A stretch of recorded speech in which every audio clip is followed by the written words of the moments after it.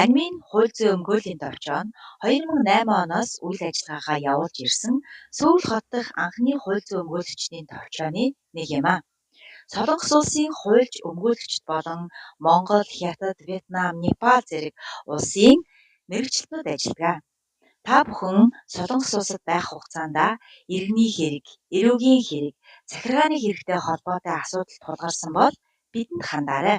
Үүнд 13 дахь сарын цалин, авч чадахгүй байгаа цалин хөлс, гэр бүл цуцлал, үйлдвэрийн осол, зам тээврийн осолд ороод асуудлаа шийдэж чадахгүй байгаа бол мөн хүчирхийлэл, зайлан, согтуугаар жолоо барих, хулгай хэрэг зэрэг санаатай болон санамсаргүй байдлаар холбогдсон бол иргэншил байнгын оршин суух эрхийг нь үгүйсгэсэн бол хууль бус иргэн болон солонгос иргэний гэрлэлт зэрэг тулгымдсан асуудлаа шийдвэрлэхэд нь бид танд туслах болно.